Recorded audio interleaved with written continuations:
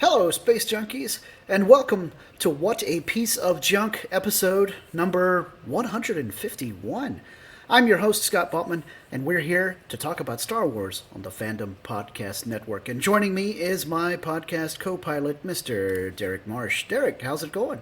Going good. It's already middle of July, and it's cooled off a little bit this past week, but it sounds like the heat's going to be coming back. So, had a great weekend, and unfortunately, got to go back to work tomorrow. But guess what?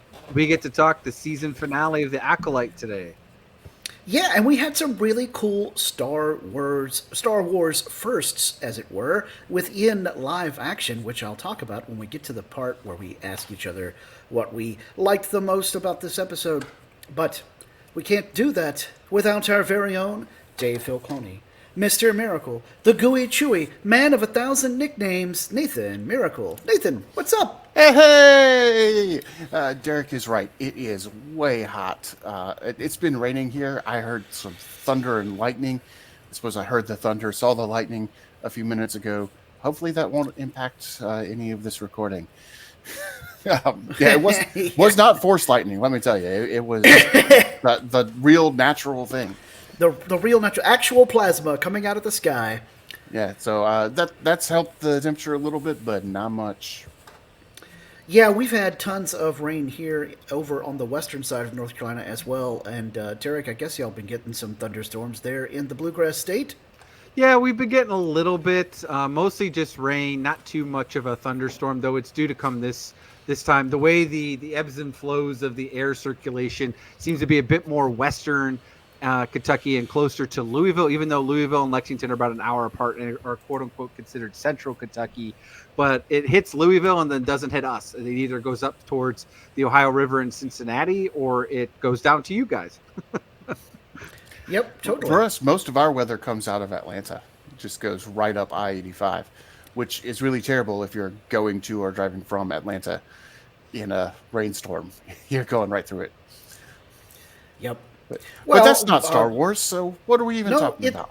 It is not Star Wars, and thankfully, we did not have anything close to a storm as a result of this week's finale episode of The Acolyte. In fact, I've seen mostly positive reactions to it online. A few people were concerned that we had, it seems to be multiple cliffhangers, several questions left unanswered, and some questions opened almost immediately in the final closing moments of Season 1. And then, of course, now we're left to wonder, are we even going to get any resolution here? Because will we get a Season 2? But we'll discuss the probabilities of that later on. Let's just go ahead and jump on into our usual 5 questions here. And that is, of course, what did you like best about this episode? Derrick? Just similar to what we've kind of been talking about from our perspectives, the fight scenes, the choreography to me was, again, great in this. It was great to see Sol and Kamir again at it. And even the May versus Osha, where they were kind of doing their Jedi Kung Fu, or as Scott likes to call the Wookiee invisible hand. That's right, Way of the Invisible Paw. Yeah, I cannot believe high school Scott cannot believe that we're still talking about this some new century later. So, but yeah, no, that was a lot of fun. I enjoyed that. And I really thought, that it was really cool to see, like I said, the way that was. And yeah, like I said, I really enjoyed the visuals, which again, I thought for overall the amount of money spent on this, the visuals, at least I felt delivered. They didn't feel as corny, or even some of the CGI that was done didn't feel like unnecessary or over the top. Like I've kind of complained about sometimes, like in the Book of Boba Fett, where things just seemed very out of place for the visualizations and the color tones and palettes that they used. But no, again, overall, this I felt was very, very well done when it came to the scenery and the cinematics, where, again, if they kind of combined it all together and put it on the big screen, it would probably be really cool to see. Yeah. I agree with pretty much all of what you said about the the lightsaber fights and the other martial arts, various duels, For me, the coolest thing, the thing I liked the most about this was we had our live action debut of watching a kyber crystal bleed out, get turned to the crystal in the lightsaber that used to be Saul's, that May picks up, and when she fully commits to the dark side, it turns red. No, sorry, yes, Osha, my bad, sorry. I got the twins mixed up. Oh, what You're just as bad as Saul. I know. No one's as bad as Soul on that. Yes, anyway, at the end there, Osha turns to the dark side, picks up the lightsaber, and we watch the crystal actually turn red, and then the blade itself turns red, like blood flowing through it as she embraces her hate. And we watch Darth Teeth over there going, oh yeah, baby. So, anyway, but that was my favorite part, definitely the coolest moment, and it's cool to see it happen on screen, even though we've read about it in video game, or seen it in video games, read about it in novels and or comic books, so pretty cool. Nathan, what did you like best about this episode? Well, you stole mine. I really loved seeing the bleeding of the lightsaber, so I got to come up with something else now, and I'm going to go with I'm just keeping you on your toes. You are. I'm going to go with the fact that we don't have a clear the good guys win. That's such a common thing in stories, and there's good reason for that. The good guys, you'll want to see them win in the end, but you want to see them earn it, and you want to see them go through struggles. And we didn't see the good guys have a clear-cut victory in the end. In fact, you might say that the bad guys had a clear-cut victory in the end, which I think is a great way to set up season 2, which, as you mentioned, we'll talk about the possibilities or probabilities of that a little bit later in the show. Cool. All right, well, we'll move on to question number 2. What did you like least about this episode? And for me, it was, ironically, the Yoda cameo. Not that I didn't want Yoda to be in this show. I did want him to be in the show. I wanted him to be in the show more. I wanted to actually see his face and maybe get to hear him say at least one line of dialogue. And instead, we get back of Yoda head and ears and credits. Which, for some reason, he's super old still at that point.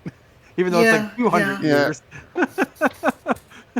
Although, when 500 years old you reach look as good you will not, I guess. He should still be something like 600 something. 600 years old? No, because he's 900 in Empire or in Return of the Jedi. Okay. I've been teaching for 800 years, but he's been 900. Yes.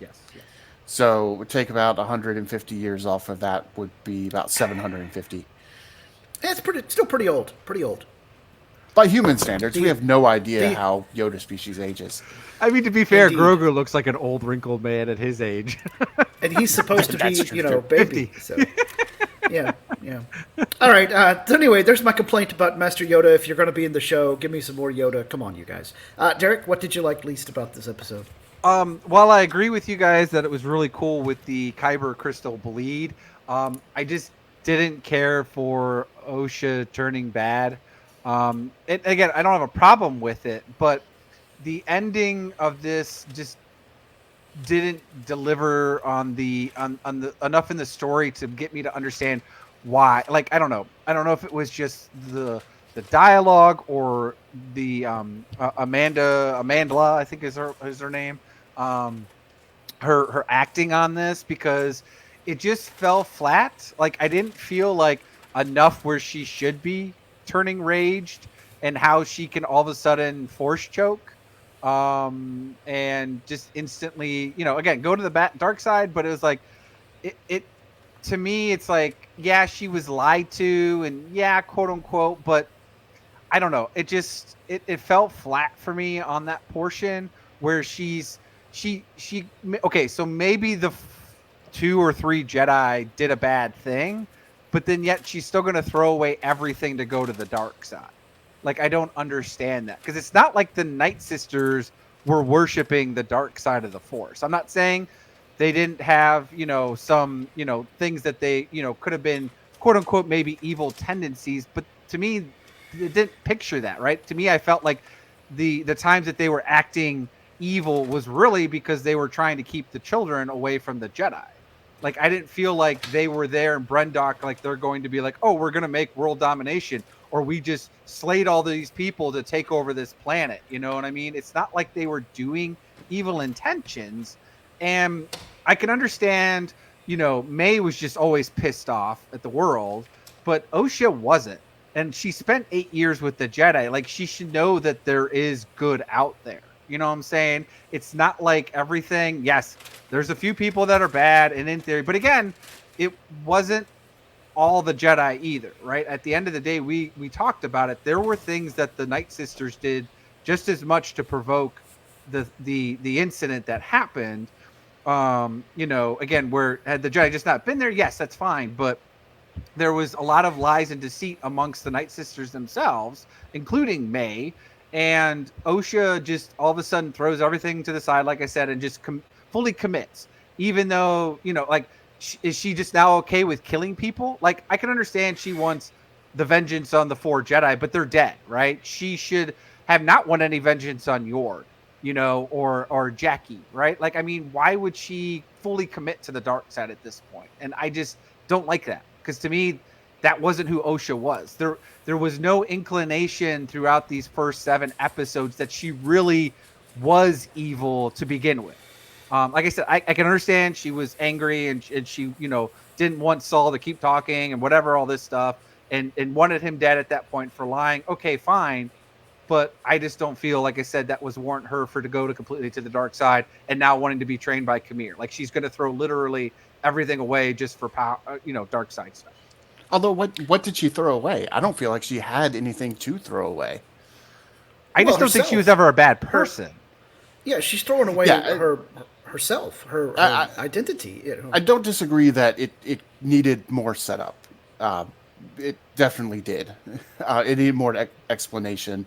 But at this point, she knows the Jedi aren't ever going to take her back, and Kamir is the only way that she's going to be trained in the Force. Now, granted, but why does she want to be trained in the Force? That's my question. Well, she wanted to be trained in the Force even as a little child. But she walked away from it, though, because she knew she could. Like, I guess at some point, maybe, but I guess maybe if May died, I would have been okay with that. Like, May sacrificed herself. Soul was the one to kill her. Like, I could have seen that being, but I just don't feel that. I don't think she just walked away from it, because when Soul asked her about joining him, she seemed very eager for it to be, hey, can I rejoin the Jedi Order? So I don't think that she really had a choice in leaving the Jedi. Yeah, I think, didn't we find out that Master Vernestra was kind of the one to be like kicking her out? I'm not sure exactly what went down, but regardless of what went down, it wasn't really her choice. So I think Kamir was basically her only option for being taught the Force. Now, I do agree that we needed more setup for why she's okay with going to the dark side. But I don't think she was really throwing anything away, because I don't think she had anything to throw away at that point. Well, I mean, again, mostly what you always lose when you go to the dark side, your sense of your own self, your humanity, your humanity, your character. Because once you start down the dark path, forever will it dominate your destiny, right? Yeah. So, anyway, Nathan. All right. Well, my least favorite thing about this episode has nothing to do with Jedi at all. It has to do with Basil. What the heck, Basil? All of a sudden, like, I'm going to sabotage the ship for no apparent reason. I just want to stop Soul from taking down the person that I know isn't Osha. I think he's just doing the thing that Osha did to Saul as well. Don't kill people. Yeah, well, in that case, my least favorite thing is that it appeared that Soul was going to kill her. He was locking on to her. I kind of assumed while watching the show that he was locking on tractor beam, not torpedoes. But that's not clear. So, again, we could have used more exposition. We could have, even just a little thing that says tractor beam underneath the thing, or missiles launched. Regardless of which way it is. Fire missiles. Fire more missiles. Fire all the missiles. Your average. Fire everything you have at that man. More. But we don't read Arabic, so I don't know if it was written there in Arabic or anything. But Excuse me, Nathan. Speak for yourself. It clearly said ion cannon charging. So there you go. But even that would probably be pretty deadly given their current The circumstances. asteroids? Yeah. Right, And it really reminded me of the trench run at that point in time. I'll get more into that with the next question, but all of a sudden Basil's like, I'm not going to try to communicate with you or anything. I'm just going to start pulling wires out of the ship and hope it works. Yeah. I'll agree with you that Basil's sort of ending there kind of didn't really flow. So we can move on to question number 3. And Nathan, we'll let you go ahead and go first this time, since you obviously have something in mind. I do, yes. I have a few things in mind, so I'll try not to talk about too many of them. One of them is, it felt like the trench run when we were going through the asteroid field or the rings of the planet, because you have the tracking of the ship, and it's the same kind of display that Darth Vader had, and that gave me some real Saul is the bad guy vibes. So I guess from that perspective, Basil's doing the right thing, but I don't know how Basil would have known what was going on. So we also have connections with seeing Yoda. I'm a little disappointed that we saw Yoda because of what I said at the very beginning of the show, that I didn't want to see Yoda. I didn't want them to put in these, hey, remember this from the original trilogy and the prequels? I wanted this series to stand alone. And we had Keanu Mundi, but he was just kind of a cameo. Yoda's a cameo here, so it's not that bad. But being fair, it was like the last scene. it was the last scene. But I would have preferred him to not appear at all. Or, as Scott said, if he is going to appear, give him a little bit more than just the back of the head. Choose one. Don't. He was doing his best John Cena. He was. Yeah. And then, of course, we have the bleeding of the crystal. This is something that has been shown in canon before. In 2017, Darth Vader bled a crystal. He did it a little bit differently. I've seen a lot of people saying that this breaks canon, that she was doing it differently than Darth Vader. No, it doesn't break canon. There's just more than one way to bleed a kyber crystal. And she was making physical contact with the kyber crystal and pouring her hate into it, which is the overall thing that you need for bleeding a kyber crystal. I'm totally adopting more than one way to bleed a kyber crystal as my new personal substitution for more than one way to skin a cat. Yeah, Boom. I like it. Cool. Hopefully they Good know what answers, you're Nathan. talking about, Scott, because it might be a little... So non-Star Wars fans be like, what are you bleeding? Yeah, what are you talking about? But see, that gives me a chance to start talking to them about Star Wars. Hey, win-win, baby. It's not like skinning cats is any less violent. It is pretty gross. Yeah. Anyway.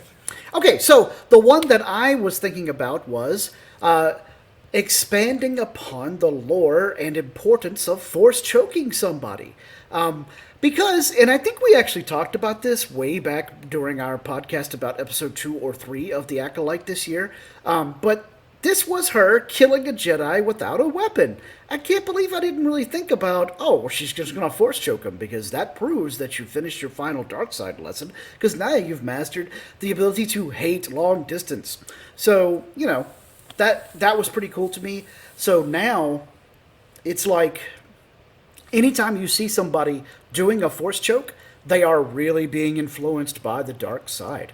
And so whether or not is their final test, I kind of thought about it like the old Decipher Star Wars card game where you had your Jedi tests. If we had Sith tests, I think force choke would be like number 5 or whatever. Further, lesson 1, you do this. Lesson 2, you do that. Lesson 5, you must kill someone without using a weapon. Well, it was step 4. Weapon is your step. Because there was 4 steps that May had to do, so. That's right. But in the card game, you totally make 5. Yeah. Anyway, but to me, so step 4, force choke, and so now that means that when we go back and we watch Return of the Jedi, and Luke force chokes the Gamorrean guard, Dun, dun, dun. What does that tell us about how Luke is behaving and what he's feeling right at that moment of his own personal journey in the Force? I think that's a pretty cool way of expanding upon that idea of, man, if you're Force choking people, you're really hardcore heading toward the dark side. Because, when Anakin Skywalker did it during the Clone Wars, that was bad times. Are you telling me that Luke Skywalker is the type of person who would occasionally rashly act with dark side tendencies, but not follow all the way through on them? Because I've been informed by several people who hate The Last Jedi that Luke is not that type of person. Oh yeah, it's totally impossible. Not my Luke, etc., etc. You know who else acts rashly sometimes and doesn't follow through as much as he could? That's right, our Derrick? very own Darth Handsome, Lee Oh! Fillingsness, who wants to join the show. Lee, welcome back to the Drunken Gungan. Can you hear me? Yes, We can hear you. All right. Sorry. I am driving today, gentlemen. It is good to be back. I always act rashly with a purpose. Usually that purpose is just because. Yes, there you go. What Well, better purpose could there be? We're working our way through our analysis of the finale of The Acolyte, Lee, and you've jumped in just in time for our third of 5 questions. And that third question, as always, is what other connections or changes did you see to the rest of the Star Wars galaxy? So did you have anything that jumped out at you as is building upon the lore or maybe changing some existing lore? Well, I mean, the obvious, and forgive me if somebody's already stated it, I just jumped on, but the link to KOTOR, Knights of the Old Republic, you got that Sith who's had their mind wiped and, now is trying to set right what once went wrong. So I kind of felt that there. Obviously, the master-apprentice relationship, I do like that we get to see a little bit better version of a downfall. Yeah. I mean, we're getting that little bit at the end was as much Anakin Obi-Wan as it was, Vader and Palpatine, and I like that. Yeah, totally. We've discussed a little bit about Osha's motivations for falling to the dark side and exactly how it happened. And we were saying that we could use a little bit more exposition. That's kind of our theme for this show, is that we're always like, man, I wish they gave us just a little bit more dialogue. But you're right, it was much closer to Anakin is all now, I'm going to form my new empire, etc., etc. And Obi-Wan is like, well, I'm going to have to stop you. And I do think they did a good job of setting up why she would go against the order. I mean, there's plenty of reasons not to like him at this point.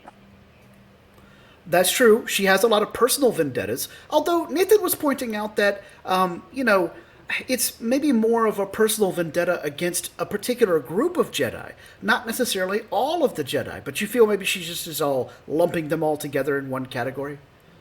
Well, I mean, the thing is, these aren't just like random Jedis. These are masters. These are senior members of the Order at this point. I mean, it goes as high as Vernestra. It's that people say, oh, it's just a few rotten apples. Well, the whole phrase is a few rotten apples spoils the bunch. And I think it shows the rot that we start to see in the prequel era that, leads the Jedi to be okay with, leading a slave army. Yeah, yeah. All right, Derrick, what other connections or changes did you draw to the rest of the galaxy? Well, we haven't talked about the big bomb that came down with live-action Darth Plagueis. That's true. So I left that one out on purpose. So, which, to be honest, that almost felt like a Japanese horror movie, the way he came crawling out of it. I was expecting to be like, okay, Jedi, don't fall asleep or don't step into the shadow because he's going to come out and, I'm sorry, that was more scare you. E.T. coming out of the shed than anything. It even had the weird long fingers. He had the long Yeah. fingers but he was like a plague, like he almost blended in with the rocks. Yeah. Right? So, very decrepit and all that. And obviously then he's the one who's pulling the strings. Like, we get that, right? And that's the one who Kamir is actually following. Or maybe Kamir ran away from Darth Plagueis and Darth Plagueis has tracked him down. We obviously don't know this stuff, right? But we're assuming that behind the scenes that he's the actual one pulling the strings. Because, again, the acolyte versus an apprentice, because Kamir never says I want an apprentice. He's like, I want an acolyte, right? Which to us, like we talked about, is more of like a squire or maybe an assassin, right? No different than Asajj like we had, right? Because it's not like Palpatine didn't know about Asajj this whole time while Dooku had her. So anyways, that was a big connection. Again, we mentioned the Yoda scene where, again, that ties into a lot of eras in Star Wars around the Jedi Order. But we actually got to see the Chancellor. We actually got to see where, to Lee's point, like, well, this is the first time where the Chancellor, or at least the person governing the non-Jedi, doesn't care for the Jedi, right? So, we'll talk about this when we get to episode or question number 4, right? But definitely you get that a little bit more of the political stuff involved, and you get a little bit more involvement where they were kind of tied to the Jedi Order and the High Council. And, just overall, you could kind of see where, yes, there's political and there's, kind of these keepers of the peace, or quote unquote keepers of the peace. And then again, we got, Venestra confirming about Kamir, right? Because she came off and she's like, I felt a presence that I haven't felt in a long time.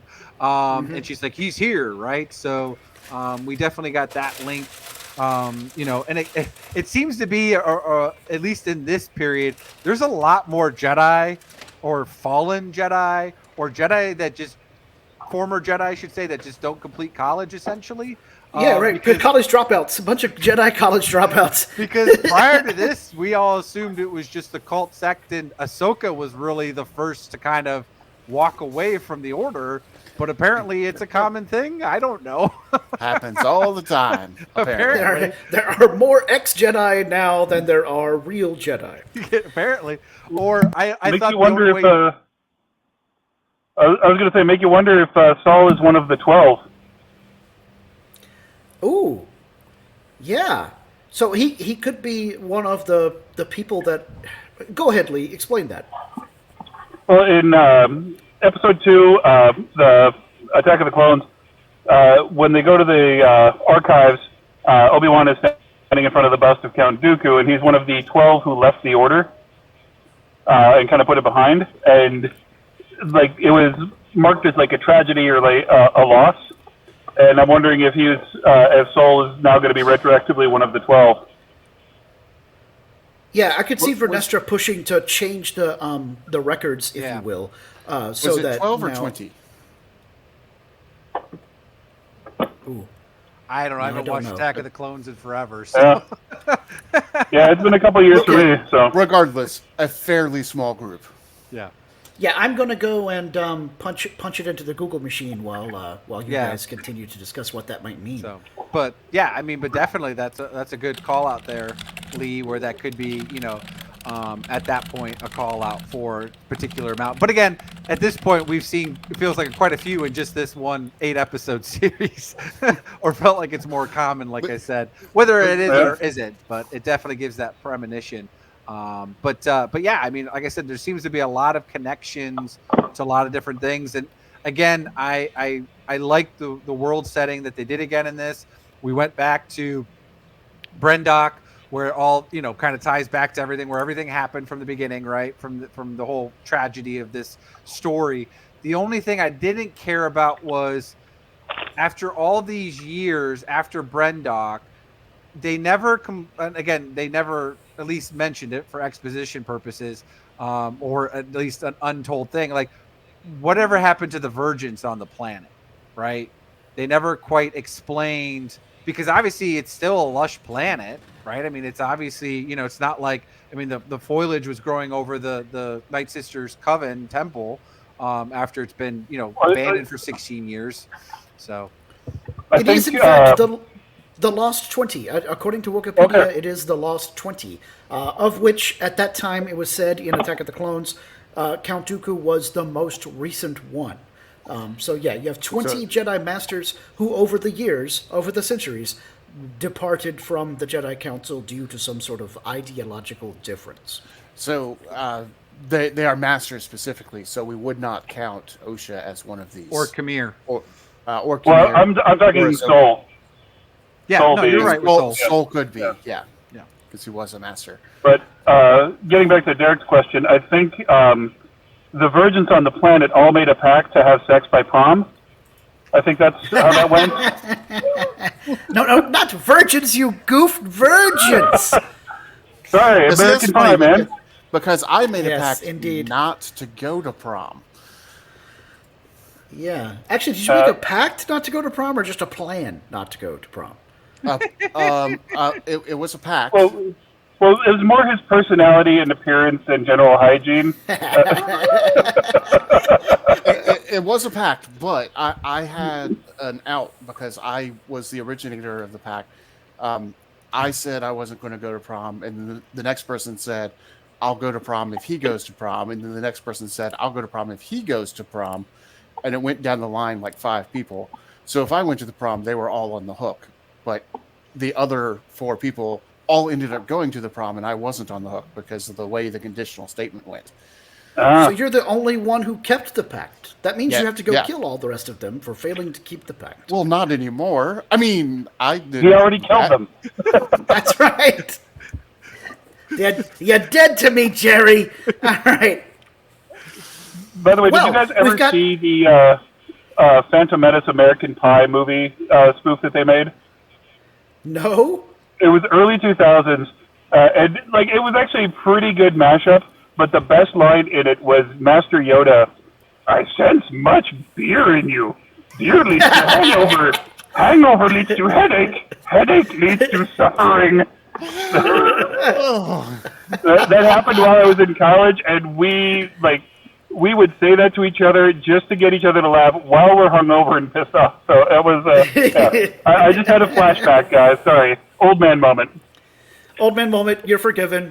And we're going to have some more of those when we come back after the break here to talk about questions 4 and 5, which this week we've decided to apply to the series as a whole instead of just this particular episode. So we're going to take a quick break and we will be back to talk about questions 4 and 5. But first, Kevin is going to tell you about all the other shows here on the Fandom Podcast Network.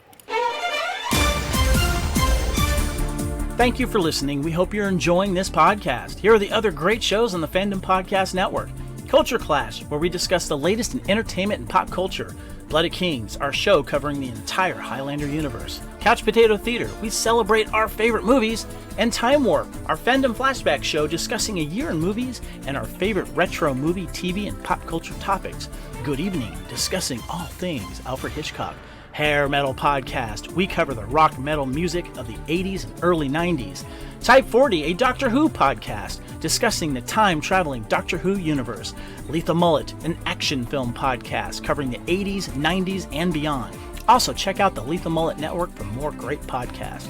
What a Piece of Junk, our Star Wars podcast. Making Treks, a Star Trek podcast with a deep dive into the final frontier. The Fandom Show, our Fandom Podcast Network live YouTube show discussing the hottest topics in fandom. The True Believers MCU podcast discussing the Marvel Cinematic and Television Universe. Union Federation, our Star Trek and the Orville show. And we're proud to welcome the BQN Network to the Fandom Podcast Network. Please visit our friends on the BQN Network, a Star Trek Universe podcast that also includes your favorite topics, movies, history, superheroes, and more. You can find the Fandom Podcast Network on YouTube. The Fandom Podcast Network is also on all major podcast platforms.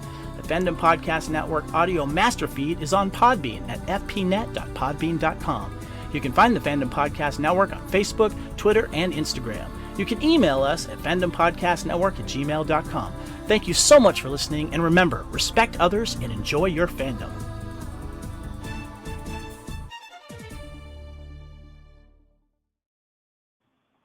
All right, thank you so much, Kevin. We're back to talk questions 4 and 5. So, Lee, I'm going to start with you for question number 4. What is it that you liked about the whole series? So not just the final episode, but the whole series. And then what are some things that you might not have liked or maybe you would have changed about the entirety of the series? I really liked that there was that the Jedi was an organization. rather than like this mystical idea that we have of knights on a picaresque adventure. There really was some organization, there was some politics, there was some drama that they had to deal with. I did like seeing vastly improved fighting styles. I think I missed the episode, I missed the podcast on it, but I really do think that the Khmer fight against everybody is one of the most intricately and best choreographed lightsaber fights we've ever had. Really it was amazing. Really showed off a lot of stuff. I do like the world building. I loved how they were able to make Coruscant recognizable yet younger. It reminded me of watching like New York in the 1930s. You know, it just had that. Like you could tell where you were, but you could tell it wasn't the same time you're used to. And I thought that was a brilliant way to go about it. I think that as much as I like expansive world building, I think that they went on too many different tangents that they didn't necessarily wrap up well. I mean, they wrapped them up, but I think 2 more episodes or a few fewer plot threads would have made it a little bit tighter storytelling, but overall I really liked it. Yeah, great. Is there anything that you would have changed if you were going to be in charge of the show? I would have had there been an actual fight between Osha and Khmer. Yeah. You know, something to really kind of set up, because we understand May's fighting prowess at this point. And we understand, you know, the Jedi, and we definitely understand Khmer, but we don't really know where May is on this level. And it always feels like, as a character, she's playing down what she's actually capable of. You know, we see her miss some shots, but we also see her, you know, thinking on her feet and actually being good. We don't have an actual understanding of how good the character is. We know how good the actor is because we've seen what May did, but other than figuring out Force choke on her own and, you know, bleeding a lightsaber crystal by accident, we don't really know what her skill level is. And I would like to have seen that develop. It's hinted at that she's really, really strong in the Force, because Khmer says to her, Saul can find you not because of his strength in the Force, but because of your strength in the Force. Now, of course, at that moment in time, Khmer is kind of sort of trying to manipulate her into joining him for training, but I think he's still correct that she's really strong in the Force, mostly due to the fact of how she became alive, you know, as the two souls, or one soul split into 2 bodies from the virgins, right? So yeah, great answers, Lee. I'm going to go next. I think the thing that I liked the best about it was the way that it gave us a new side of the Force, or at least a new cult of the Force, because we learned a great deal more about Nightsisters and Force Witches and how all that works. I, of course, have been interested in this since the Ewok films of the 1980s, where we had our first Force Witch. So to see this particular niche of Star Wars lore being brought back in a big way this year, both with Ahsoka and with the Acolyte. Yes, it was reintroduced during the Clone Wars, but, you know, those episodes of that series were many years ago now. So it warms my Gen X heart to see some 1980s Star Wars lore, post-Return of the Jedi Star Wars lore, making its way back into contemporary Star Wars storytelling here in the new millennium. So good times. I'm really happy to have seen that become a major part, which is kind of strange for me to say, because when it comes to what would I have done differently in this series, I would have liked to have seen it be what the posters and all the taglines were building up for it to be, and that is a series about the Sith. This was really a series about Nightsisters and the dark side, for sure, and the Jedi at, you know, sort of the height of their bureaucracy, but there was very little Sith stuff happening. I mean, you know, you ain't Sith, man. And so they did it. They did a little piece of the Sith code. Khmer was obviously doing Sith stuff, but even he kind of refused to directly take the name. And yes, I get Darth Plagueis was there for like, you know, half a second. This was definitely not a series about the Sith. I would have liked it to have been a whole different architecture. Not a bunch of flashbacks, no twins involved. Just have a dude who was a Jedi, a person who was a Jedi, they get kicked out for some reason, and they fall to the dark side and join up with a Sith Master by first being an Acolyte, then killing the apprentice and taking their place as the apprentice. And during the episodes, you directly talk about Sith philosophy, the Sith code, why their lightsabers are red, etc., etc., etc. Very direct, almost, Sith recruiting video, if you will. I would have even liked one episode to be like a public service announcement from the Jedi Order about why the Sith are bad and how you shouldn't be talking to them, lose Sith sink ships or whatever, and so on and so forth. I would have definitely done the series entirely different if my tagline was, during an era of light, darkness rises, or something along those lines. And I feel we just didn't really get that in this series. I enjoyed the series, and I'm happy I watched it, but it definitely wasn't what the trailer, or the initial trailers, and the poster really set it out to be. Commander Kyle, over here on other shows on the FPN, has sort of been saying the same thing, where, yeah, but it's not really been a story about the Sith. I mean, it's fine, do what you're going to do, but don't promise me one thing and then give me another. So that's what I would have changed about it. Nathan, what do you got? Well, there's a lot that I like about the Acolyte. I think we've got a good kernel of a story here. I'm glad that we're getting outside of the movie era, the Skywalker saga era. So I love that about it. But like you, I wish that this story was just a little bit better. Yeah. We needed more explanation for things. And I don't think that this being a streaming service or a streaming show helped it at all.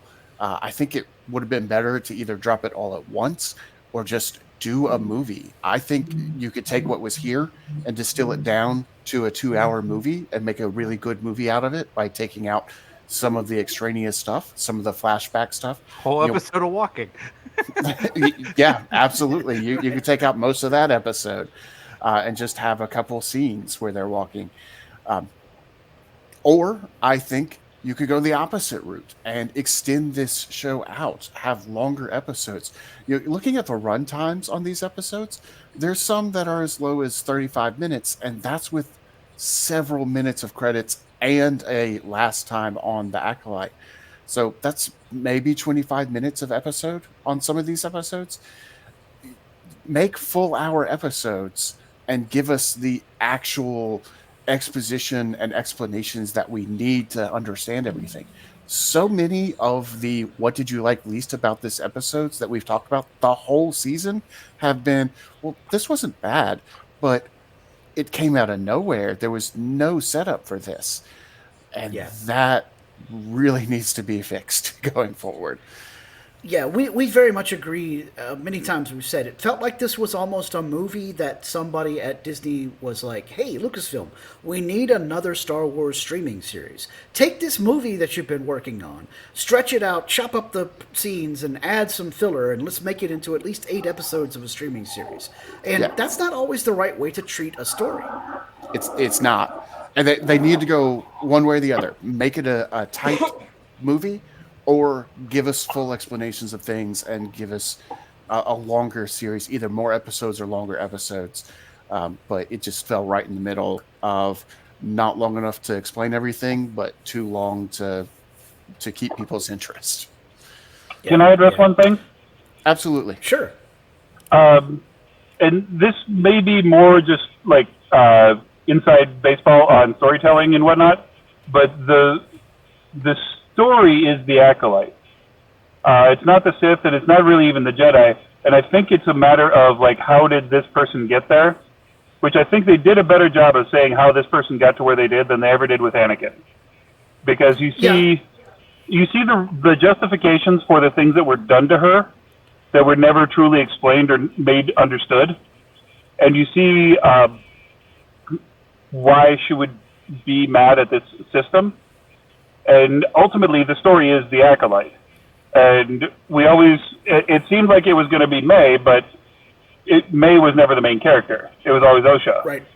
And I think, again, the storytelling could have been clearer on it, but this is almost like old school, like I said, it's kind of got that 1930s New York vibe. It's also got that film noir vibe of like, this is the downfall. This is that thing. And I feel like if this does go to second season, that's where the Sith happens.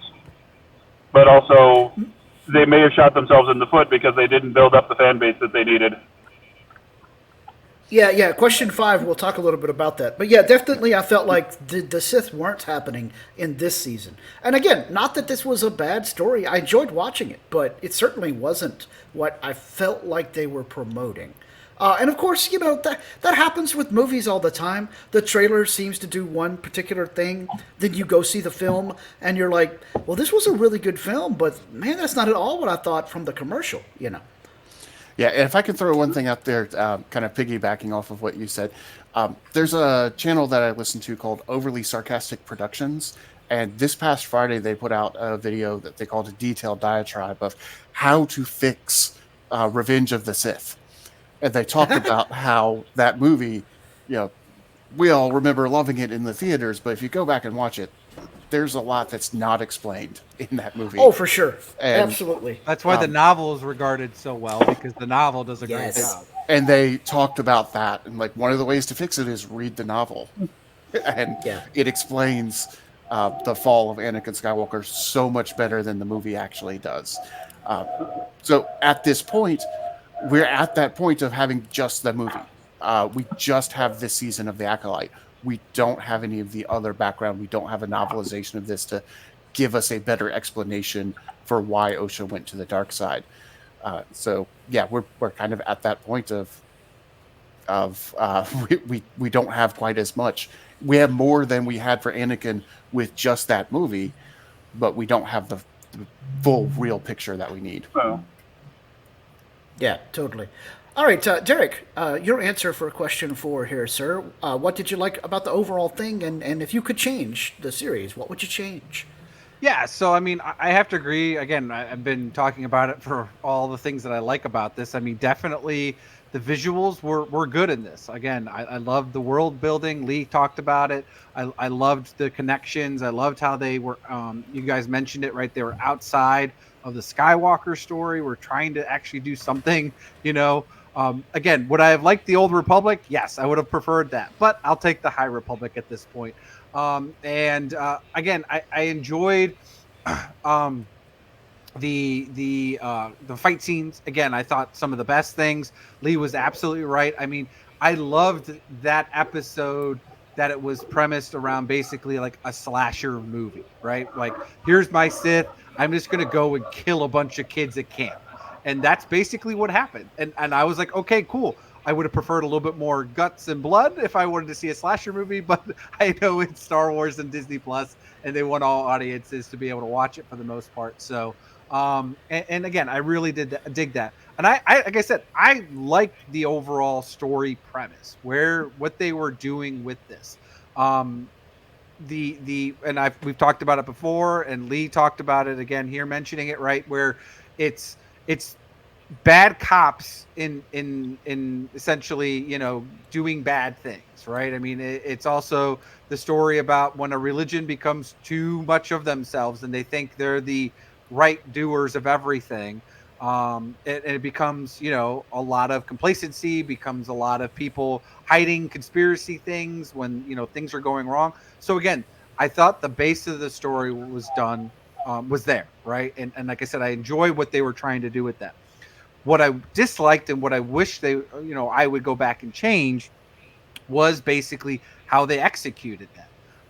I think part of the problem with this is that, and this is something that Disney's been called out for, and I appreciate it. I don't have a problem with them trying to be very diverse in their writer room of trying to bring in different people, whether they're quote unquote really good Star Wars fans or not. I don't know. They say they're Star Wars fans, but are they like you and I, guys? I doubt that. To the point of, we would bring in, a different aspect like Filoni and Favreau do, right? But again, I have no problem with that. But the problem I have is that they're not getting experienced enough writers. and I understand wanting to give people chances. I have no problem with, hey, we need some fresh eyes, we need some fresh thinking, we want maybe a younger crowd, a diverse crowd. I have no problem with that, but they don't have the guidance that they need to make a successful story. I'm sorry, but if all you have is 4 or 5 credits to you, and it's literally 1 or 2 episodes at most of each of those credits that you have on IMDb, where you have a total of less than 10 stories you wrote, like, you shouldn't be in charge of writing that entire 2 or 3 episodes, right? Or sometimes 1 episode that they're doing with this, because then they just spread it out. And I don't feel like there was an overarching, again, Leslie Headland, who came up with the story and was kind of the head writer at this. I just don't know if she has the experience enough to be able to do what it would have been like if you look at what Filoni or Favreau can do. For example, I'm just relating it to the Star Wars verse, or what Tony Gilroy does, right? Like, Tony Gilroy has wrote the Bourne Legacy movies. He's, the people he brought in with him, his brother Dan Gilroy, and I can't remember the one gentleman, but the one guy had House of Cards. He had 70 some episodes he did for that phenomenal series, right? So they brought people in experience that know how to tell a good story. And I think that's what's missing here, is something to connect it all, because what a lot of us talked about was, okay, is this supposed to be a suspense thriller, a cold case file, or a murder mystery? Is this supposed to be a slasher? Is this supposed to be a high action adventure? Is this supposed to be some political, religious agenda telling story? Is this supposed to be whimsical and fairy tale? Is this supposed to be just fighting? It just didn't feel like it executed enough to be a single series. And that's what I really disliked about this, because I just felt like it was all over the place.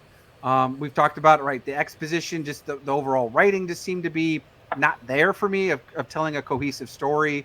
Again, really great ideas, really great, thought put into it. Again, just the execution, because again, I don't know Hollywood. Lee's probably got a bit more experience than I do, but to me, bring in fresh faces, but bring in 1 or 2 people that have 100+ writing credits to their name for successful stories. It's not like Disney can't afford these people, and just use them as guidance for these younger folks that are trying to tell a new, fresh story and bring their perspective, but have somebody to help you, do that little bit of editing behind the scenes that can make it a cohesive story.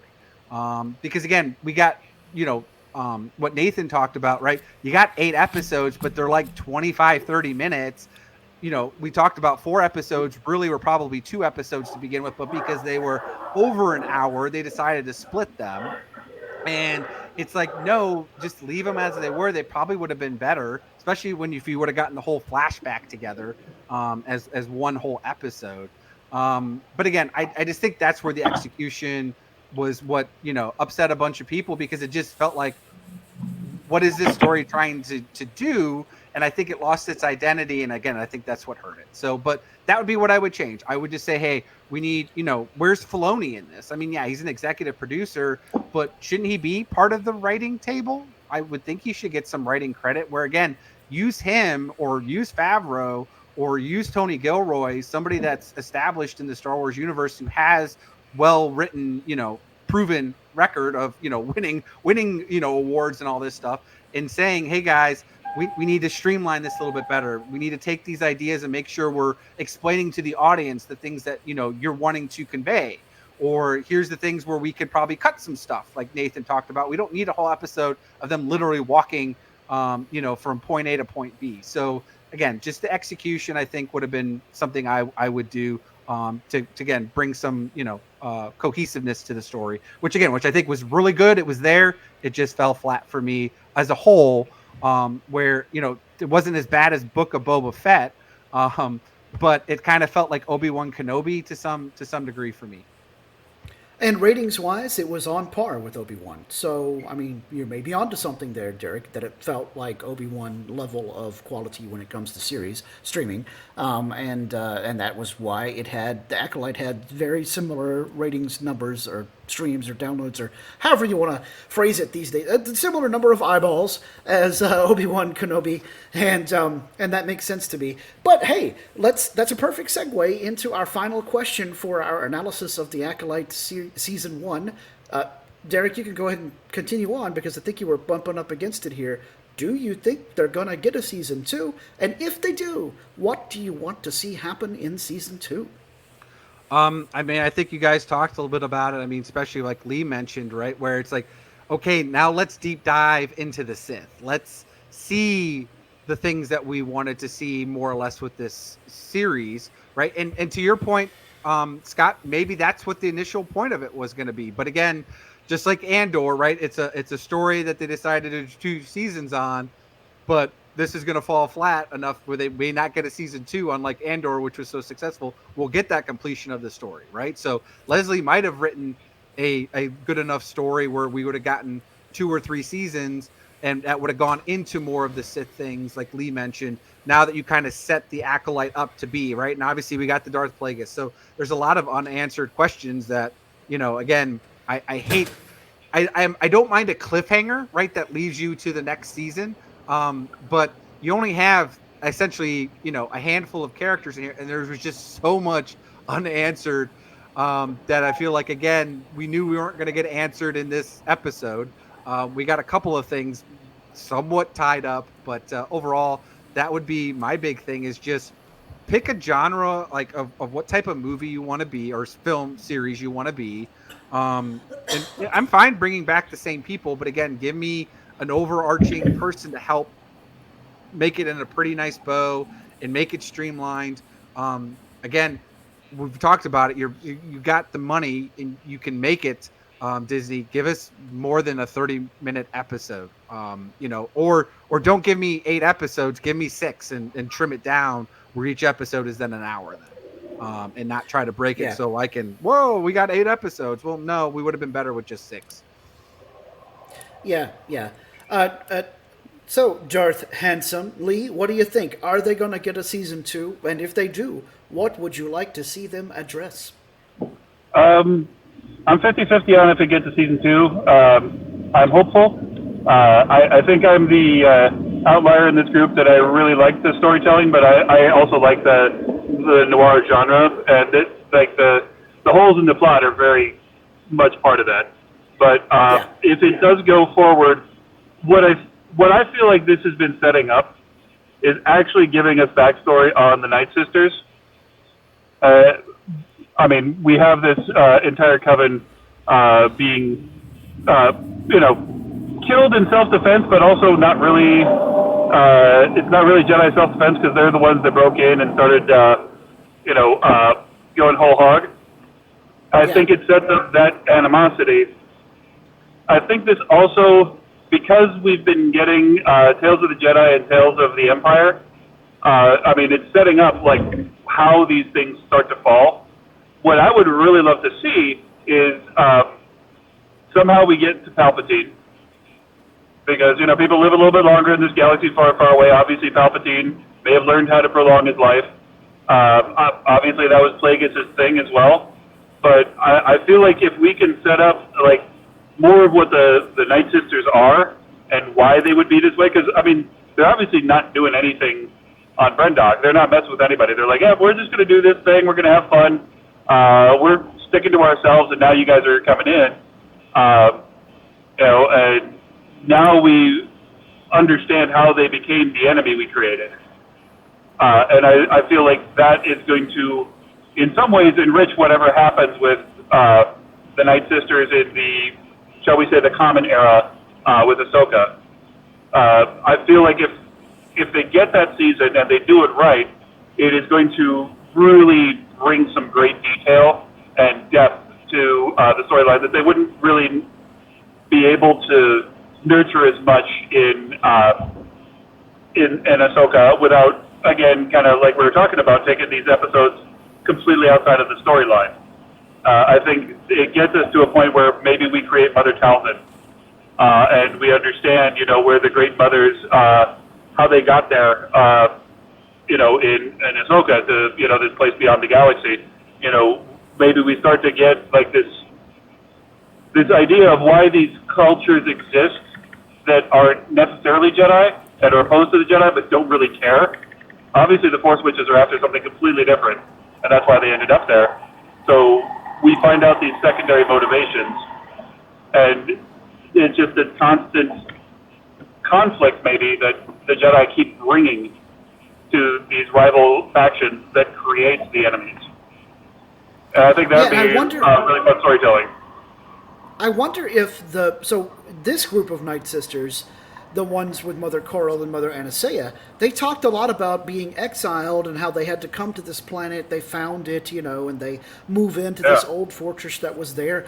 Sometimes I wonder if the Nightsisters originated in that other galaxy, and the groups that we've seen here in the Star Wars Prime galaxy are all somehow descended from or direct transplants from the galaxy that we saw in Ahsoka with Peridia.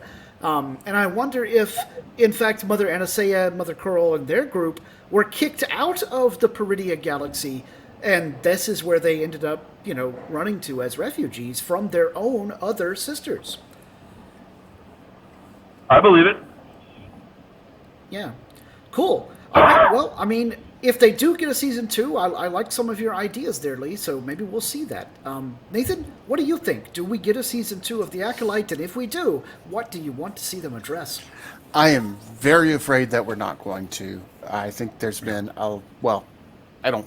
there has been a lot of backlash on the internet regarding this season. I think much of it undeserved. Some of it deserved. We've talked about the reasons here, so I won't delve too much into those. But I think it might be hard for them to pick up a season 2.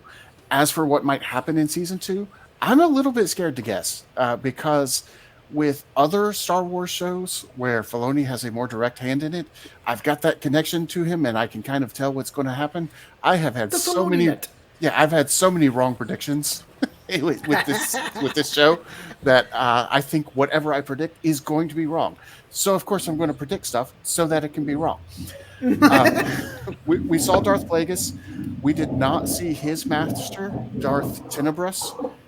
Now, by Legends timeline, Darth Tenebrous should still be alive at this point. That is Legends, though, so I will caveat that they can change that, and it does not break canon. But I kind of think that he might still be out there, that Kumir might be an Acolyte himself. After all, he does say that the Jedi might call him Sith. Maybe he's not actually a Sith Lord yet, but is trying to become one. And he might not know about Darth Tenebrous, or he might. Who knows? But that means season 2 might involve Darth Plagueis bumping off Darth Tenebrous and becoming the master, so that Kumir can become the apprentice, so that Osha can be the official Acolyte and take Kumir's place. Oh, that'd be cool. Plus, we'd get to see a live-action evil Bith. Yes, and how cool would that be? The answer is very. You don't have to answer. Very cool. Yeah. Well, I'll just quickly answer question 5 for myself. Don't think there's going to be a season 2. I wish there was, but I don't think we're going to get one. And if we do, like Nathan was just saying, I want to see Darth Tenebrous, but I really love the stuff that Lee was just talking about down there, and that is the whole thing about exploring more about the Nightsisters, because, like I said, my happy little Gen X heart is all, ooh, Force Witches, isn't this cool Star Wars? Because even today, you can still say that to a lot of people my age, and they go, Force Witches? I'm sorry, what? And then I get to talk to them more about Star Wars. So, hey, who doesn't want to do that? All right, well, before we close out this episode of the podcast, there was a leak of a supposed poster for the next Star Wars streaming series from our friends at Lucasfilm, and that is Star Wars Skeleton Crew. Over on Reddit, there was a post from someone who claims to have been at a thrift store. I don't know exactly where this thrift store was, but they went to this thrift store and saw that it was a poster for Skeleton Crew. And I was trying to look in the comments on Reddit. Of course, as verifiable as Reddit can be, the comments on Reddit seem to say that there was a follow-up post that this was actually at a Hobby Lobby. Derrick, you were theorizing about that earlier, because it's a poster or more like a flag or a banner hanging on a peg at Hobby Lobby on a pegboard next to a bunch of other Star Wars artwork. And you guys can, of course, Google this for yourselves listening to the show to see what it looks like in the future. And by the time this comes out, we may know whether or not this is official artwork or just a fan mock-up that somehow got put on a shelf for sale at Hobby Lobby. But remember, Skeleton Crew is one of those Lucasfilm projects that has faced some delays as a result of the strikes and whatnot. So it is possible that, much like with Captain America Brave New World, where the McDonald's Happy Meal toys got handed out this summer, but the movie has been delayed to 2025, we could have Skeleton Crew merchandise in the pipeline already, even though the series hasn't actually had a premiere. But the poster is of a droid-looking character looming in the background with a reddish swirl around him and a bunch of what can basically be described as Star Wars Goonies characters, sort of spiraling across the artwork in front of him in a very classic Drew Struzan 1980s movie poster style of capricious kids, outlandish and exotic locations in the background, some scary elements, some cool sci-fi elements, and basically a whole lot of Star Warsiness. I think it looks like a great poster, guys. There's that robot looming in the background. Two young girls over by his right shoulder. Front and center is what looks like a young Ortulian, the blue alien race that Max Rebo was in Return of the Jedi, who played the circular piano at Jabba the Hutt's palace. There's a blonde girl over the Ortulian's left shoulder who is looks like a very young girl, but she has cybernetic implants for her eyes and side of her head, almost like Geordi LaForge from Star Trek The Next Generation with a visor-type eye situation. Right above her head, there are some kids in silhouette following a silhouetted adult who's wearing a cloak, but we can't really make out who he is, on a starfield background with a large orangish, almost Tatooine-esque planet looming in the night sky above them. But then, directly by his left foot, and in line with the little girl with the visor, there are two very creepy skulls, like actual bone skulls in the poster, really giving it that Goonies vibe with the skulls on the poster like Goonies. So there's my brief and rough visual description. What do you think, guys?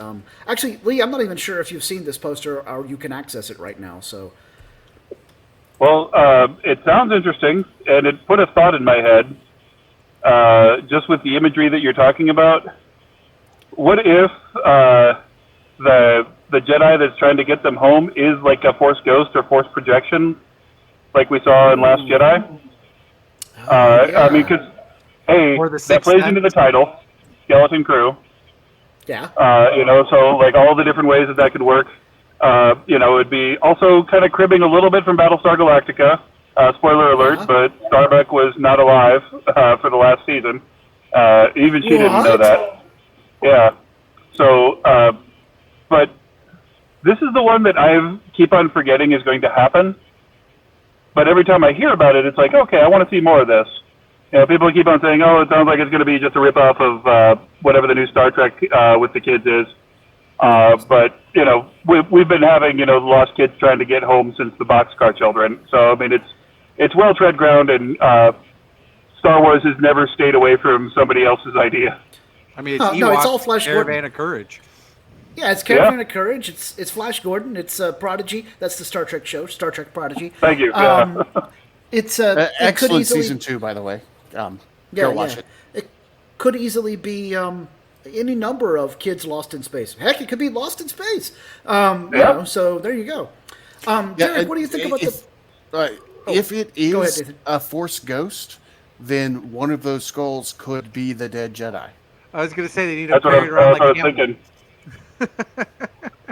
Yeah. I think the best comment I saw here on the Reddit thread was, because you know how people love to be snarky online. What? Is somebody looked at the poster and they said, "Oh wow, check out those skulls! Uncle Owen and Aunt Beru cameo confirmed." Wow. Nice. Wow. Anyway, Derrick, what do you got? What do you think of the poster, Derrick? I mean, it's definitely a. I wish the droid was an assassin droid, because at least then it would make a little bit more sense of why this droid is probably the bad guy, right? Because it's got the Terminator look, right, with the red eye, and like, even though it's all the robot, it still looks like half of a different robot, right? Like it's got its face, and then it's underneath is the red laser eye, because of the glass missing, right? Like the Terminator 2. Yep. So, but yeah, I mean, it definitely, like I mentioned, as soon as I saw it, I'm like, oh, this is Goonie vibes. But I'm okay with that. Like I said, I'm okay with different takes on Star Wars. Like I said with the Acolyte, like I would have been fine if it was an entire slasher style movie series. Like to me, that would be fine. Like I'm okay taking, even to Lee's point, like he felt it was very noirish, right? That's cool. That you can get those vibes, and and we want to see that in the Star Wars universe. So again, I have little hope that it's going to be good, just because of all the background noise that's been going on with the series, with the reshoots, with the script issues, with more reshoots, with the delay. Again, Disney could be dragging their feet on it simply because of the strikes, right? Because their content is going to be scarce for a little bit at some point, like a lot of people predicted in 2025. So maybe again, that's what they're going to do. And that's why they're already publishing, hiring animation artists, because they need to get the next Star Wars CCG, or sorry, not CCG, CGI animation out there. Yes, right. And quickly done, right? Because they can do that, animation a lot quicker than they can do live action things. So, so I'm guessing that's probably why this is going to drag into 2025 at this point, because they're not going to have a whole lot of Star Wars content for Disney Plus at this point.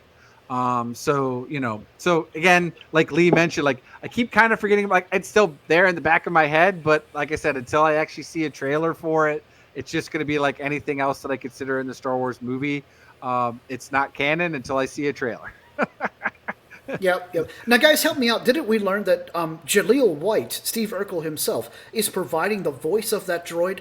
Isn't he listed as the guy who's going to be the voice of that droid? I want to say that was at Star Wars Celebration at some point. Anyway, I got a couple of quotes. To have Stefan Urkel.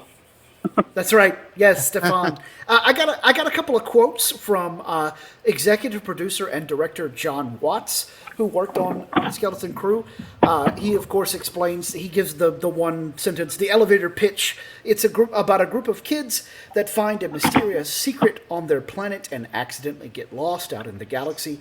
And it's the story about them trying to find their way back home. You don't need to have really any prior Star Wars knowledge to enjoy it, but if you do, you can enjoy it on many levels. Or Stargate, that's right.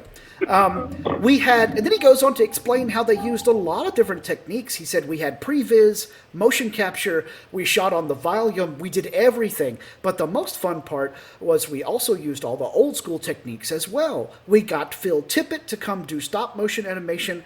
We did matte paintings, like old-fashioned matte paintings. We got an ILM painter to come out of retirement and do that. So to me, all that stuff is fun, but it's just another tool, and it depends on how you use it. I love that there is going to be Star Wars matte paintings in this, like we had in the original trilogy. My gosh, he even says they got one of the old guys hauled him out of mothballs to paint a matte painting for just like the old ILM days. And of course, who doesn't want more Phil Tippett?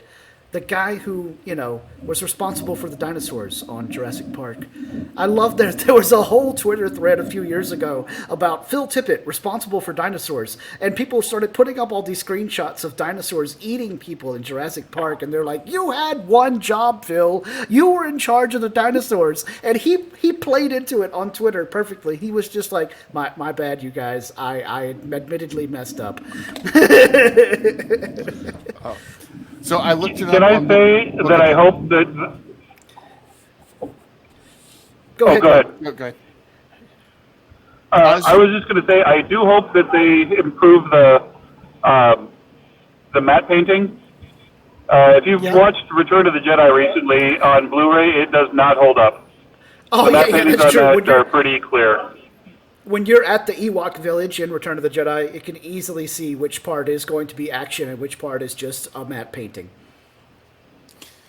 So I looked up on Wikipedia. Jaleel But White even like is I'm losing you, Lee. I didn't quite copy that. cool. I was saying, sorry, the Death Star and on Home One when Han and Lando were talking, the matte work in that is Yes. it was probably fine in the 80s, but right now with Blu-ray technology, it's just so clearly not the place that they're standing. Oh, there are a few transfers of even A New Hope where, we all know that back in the day, to make the TIE fighters fly across the screen every so often, they would literally cut cells of one frame of film and, paste it on down into another frame of film that had the star field. And when you watch certain transfers in high definition digital today, you can see the little tiny black outlines where they razor bladed their way around the TIE fighter and had it go right across the screen, and you can just see the little black lines moving as it kind of goes snip, snip, snip, snip, snip. So, I know people are like, I want the despecialized edition. I want the original 1970s film. And I'm like, you don't. You really don't. Not with the current clarity. You want to see it once for the experience, and then you want to go back to, okay, we can fix a lot of this. Yes, exactly. So I don't mind the special editions. We actually had the awesome experience of my two nieces came over this past Friday night, Madison and Elizabeth Roberts, and they are 10 and 12. They came and watched the original Star Wars Episode 4, New Hope, watched it at my house this past Friday night for the first time they've ever seen it.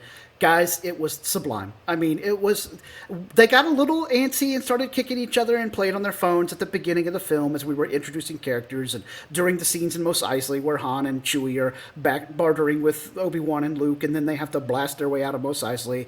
But by the time that we got to the Death Star and our heroes are sneaking around trying to rescue the princess, both girls were just totally enraptured. Madison had her knees up by her chin as she was sitting on the couch, completely invested in whether they were going to rescue Princess Leia or not. Because they don't know who lives and who dies. They know who some characters are, and they do know that Darth Vader is Luke's father, because as we've discussed many times, that's a cultural touchstone that's almost impossible not to know in today's world. But how we get there, they don't know. And when we got to the Death Star battle at the end of Episode 4, these were the special editions, so the special effects looked crystal clear. Everything was pretty great. Derrick is like, how dare you? But that's what was on Disney Plus. What do you want me to do? You should own them. You should own the old school ones. I do own the old school ones. I have VHS. I do have them on VHS, actually. But I don't have the VCR hook. I don't have the VCR hooked up. Anyway, the point is the girls had a great time, and I got to pitch this idea to the crew, but we might try to do, in between Star Wars streamings, have an episode where Maddie comes on the show and tells us what she thought about Star Wars, because it's the first time she's ever seen it. And then I'm just going to take her on through. I'm doing the machete order 4, 5, 1, 2, 3, 6, 7, 8, 9. And I think that it's going to be great. What about Clone Wars? Oh, gosh, I don't know what I'm going to do about Clone Wars, because there's so much of it. I would say, you know what? I will go movie. through. Yeah. No. I will go 10 or 12. That's aimed for them still. They might enjoy it. Fair. I will go through and pick out ones that are really important to the story, because there's a lot of ones that you can just skip or that aren't as good. But I can give you a list of. Just give them everything Ahsoka, because she's badass girl, and they're all going to be for it. And then that'll make sense. You could show them all. You could show them all season 7, because that's the phenomenal season that it is. Yeah, if it's got Maul in it, that'll make the list. Yeah, it was adorable, though, watching them just be totally engrossed in the screen, even though the movie's 47 years old now, So it was great. Well, anyway, I think that about wraps up our analysis of the Skeleton Crew poster. Does anybody else have anything else to say about the poster? I do have one thing to say about the poster, and it has to do with the blue elephant guy in the front. As you mentioned, this is an Ortolan, which is the same species as Max Rebo, but this does canonize how many limbs these guys have, which has been a debate over the past 47 years. Well, not 47, because Max Rebo was in Return of the Jedi. The 41 years.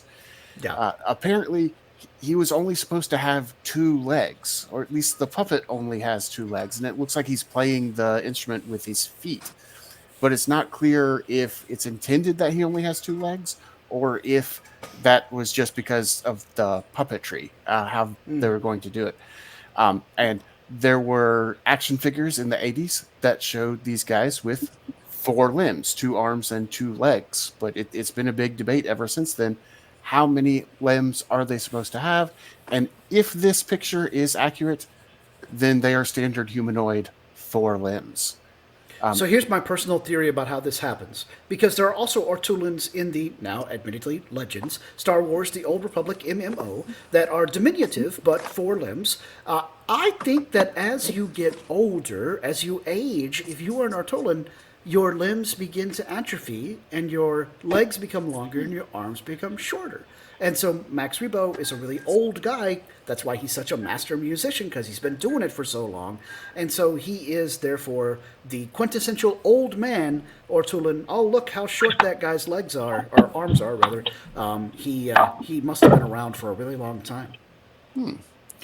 I will point out, too, that if you zoom in on the 5 shadows, they are very clearly the 4 kids and 1 other person.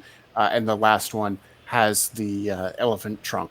So that is definitely the Ortolan. Yep, cool. Well, I think that'll be a fascinating series, and we will, of course, analyze it to death. Until then, let's do Derrick's favorite part of the show. What Star Wars t-shirt are we wearing this week? Or, of course, what Star Wars merchandise? Derrick, what do you got for us this week? Oh, all right. It's a cheapy General Grievous in his wheel bike saying, "You are doomed." Excellent. That is a really cool interpretation of the wheel bike. I like it a lot. Yes. We recently got Star Wars Villainous, the Disney Lucasfilm board game where you try to play as the Star Wars villains. And Joseph was able to win the game last week as General Grievous when he successfully collected 8 lightsabers from defeating 8 Jedi. He did it on the very last turn, too, because I was just about to win as Kylo Ren. I was 1 dark side point away. I'm surprised he wasn't playing Kylo Ren. Yeah. He tried that the first time, but decided that he wanted to give General Grievous a try this time. Okay. I have yet to win because I'm not strong in the dark side. I've lost as Moff Gideon because I couldn't quite hold on to that little green guy. No matter how many times I played the card, "You have something I want." Just couldn't hold on to it. Mando showed up and saved him. And Mito won the first game as Asajj Ventress when she completed 3 of her missions for Count Dooku. So yeah, nice. It's a really good game. It's a lot more complicated than regular Disney Villainous, with Scar and Captain Hook and Ursula and all of the classic cartoon villains. But it's a lot of fun.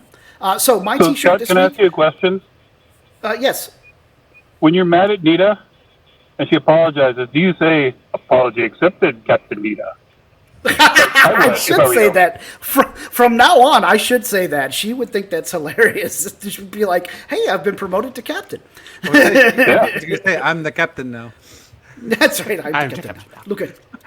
All right. So, as I was saying earlier, my Gen X heart was warmed by all the Nightsister Force Witch talk. So I wore my classic 1977 Star Wars shirt. That is an awesome 7 and 7. One is a 7 made of yellow and red text. One is a 7 made of blue and light blue text. And they're flight trails for an X-Wing and a TIE Fighter chasing each other across the shirt, forming 2 7s, because, of course, the original film was released in 1977, in May of 1977. And guess what else was released in May of 1977? That's right, yours truly. So I am one...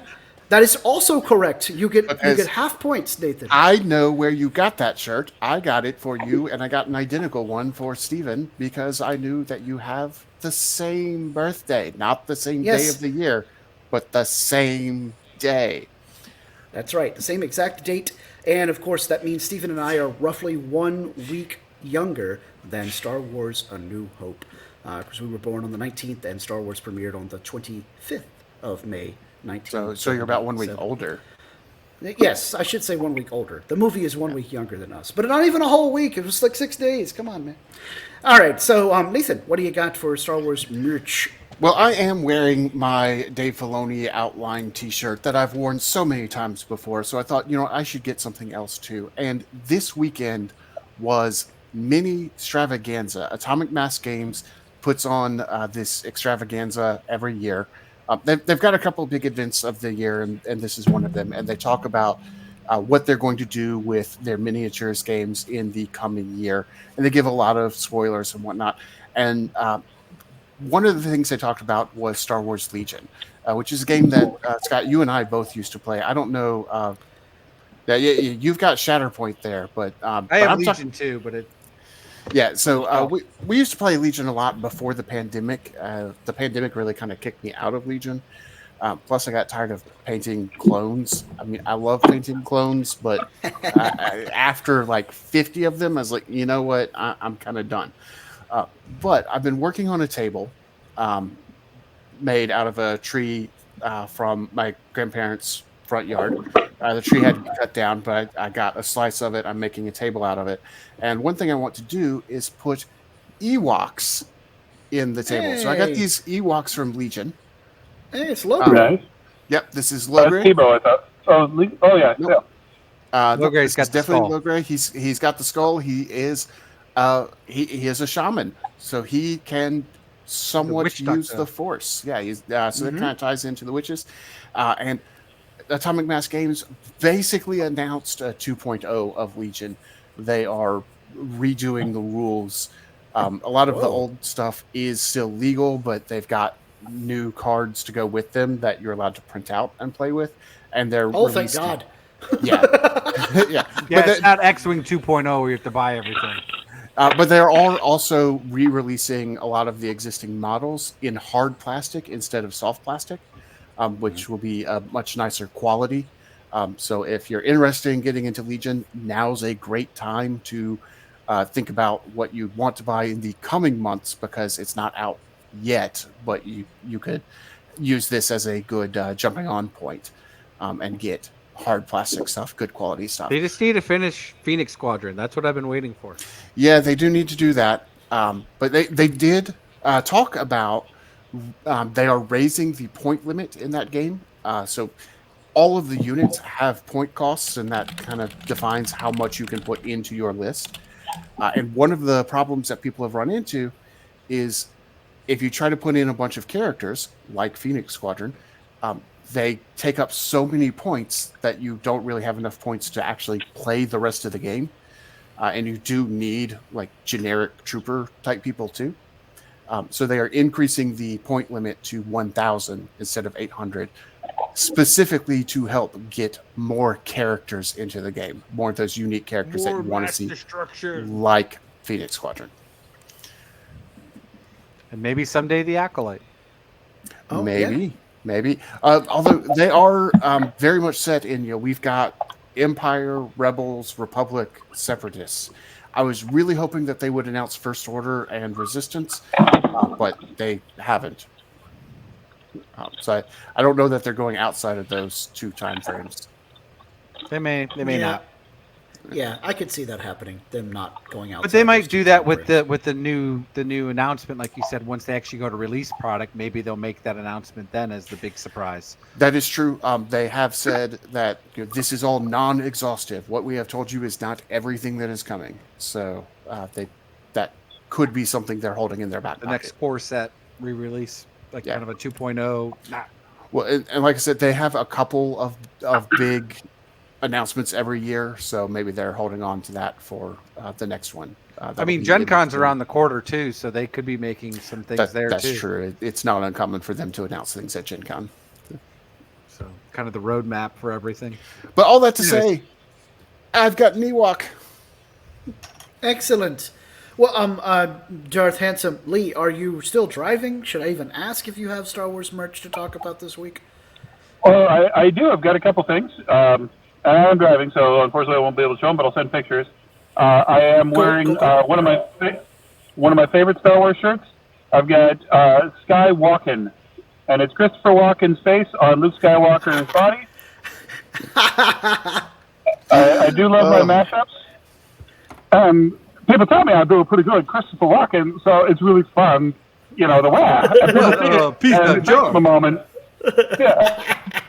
But yeah, I got that one. Recently got a custom DL-44 Empire Strikes Back version, my favorite blaster of all time. It's the one that Luke and Han are using in Empire Strikes Back. It's got the scope is lower rather than higher. It's a little bit shorter barrel. Very much a gunslinger's weapon. I absolutely love it. Started as a metal airsoft pistol, and then I had some friends do the custom printing and painting and set work, and it's an absolute blast. And then my buddy Dane made me the holster for it, and that was pretty cool. And one other thing, not entirely Star Wars related, I'm going to turn my camera on real quick. I'm still driving, so this is Furious George. That is my official logo. That is my official logo for my stunt team, the Fight Monkeys. We do movies, we do all sorts of stuff. So, but yeah, and yes, the punching bag is a banana. That is great. That's awesome. Well, yes, nice. Yeah, thank you. I'm glad somebody got the joke. But yeah, good times. Started this about a year ago. We picked up some big movies. I'm going to be filming in Warner Brothers this winter. So picked up some momentum. Thank you. But yeah, we're getting the branding down now. So Furious George is our mascot. Our training facility is lovingly called the Barrel. Yes, the Barrel of Monkeys. It's a barrel of monkeys, baby. I got some Donkey Kong vibes. We know when he likes his guns, so he's shooting monkeys in a barrel. That's fish. Yep. Fish. And I just found out, like, my place is right next to the training facility. People have started calling my home the Hab, as in the monkey habitat. Monkey habitat, yes. Monkey habitat. But yeah, is the house painted yellow? Is that a yellow house? No, it is not. But it definitely looks like a monkey lives there. There you go. All right.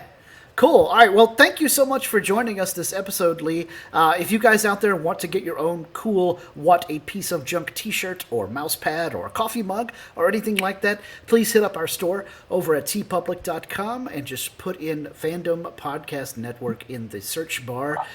Speaking of the internet, Nathan, tell folks where they can find us out there on the internet. You can find us pretty much anywhere you look. That's right. Anywhere you have your pods cast, you can find us. That includes Apple Podcasts, Stitcher, Podbean, Spotify, iHeartRadio, Google Play, and YouTube. On Podbean, we are at fpnet.podbean.com. That is the master feed for all of the Fandom Podcast Network. You can find us on Facebook at What a Piece of Junk, a Star Wars podcast. You can email us at whatapieceofjunkpod@gmail.com, or you can find us on Twitter at WhatWars. On Instagram, you can find the entire Fandom Podcast Network at Fandom Podcast Network. And no matter where you find us, we would love for you to leave us a review. And Derek, can you tell us about those reviews and why we love to get them? So it's imperative that people leave us reviews, specifically 5-star reviews. One, because it helps, obviously, the algorithm when people go to search on podcasts about Star Wars. And again, we love doing this for fun, and we want to continue to do this. So the second reason for doing it is because, unlike the Acolyte, we definitely want to go to a season next level, and we want to guarantee that. So if you want to keep hearing about What a Piece of Junk, about Nathan, Scott, and myself, and our wonderful guests like Lee come on and talk about Star Wars, you need to leave us a review. Because if not, then it's 50-50. We may not get the next season. So again, please leave us those reviews, comments. We'll take whatever. So that way we can guarantee we can continue to keep doing this. Appreciate it. All there, the space junkies out there.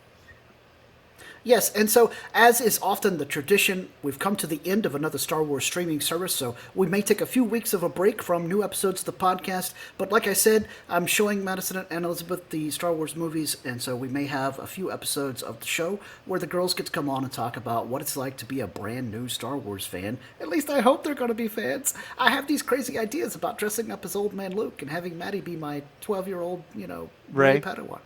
Yep, exactly. But maybe it'll happen before she actually gets to 12, although she's going to be 11 next week. So, time marches on, gentlemen. To be fair, though, she may be a Carrie Fisher Princess Leia fan. You could still dress up like Old Man Obi-Wan then. Yeah. I could do that. That'd be cool. Yeah. No. I need to dress up like Old Man Obi-Wan. We just need to paint you green and you can be Yoda. Yes, I would accept a Yoda cosplay. But then who's going to carry him? Madison. We want to keep her as a fan, Nathan. We Exactly. don't We would kill the poor girl if we tried that to happen. I'll get my son Matthew to dress up as Luke in the shorty robe and carry me around Dagobah. That should work, right? Sure. He's been doing all that construction, right? So. Sure. Yeah, totally. Not. Anyway, all right. Well, anyway, thanks for joining us, you guys. And we hope that you have enjoyed this episode. Please hit us up between shows to let us know if there's anything we can do to make the show more enjoyable for you. But until then, please always remember to respect each other and always respect each other's fandom. All right, Nathan, punch it.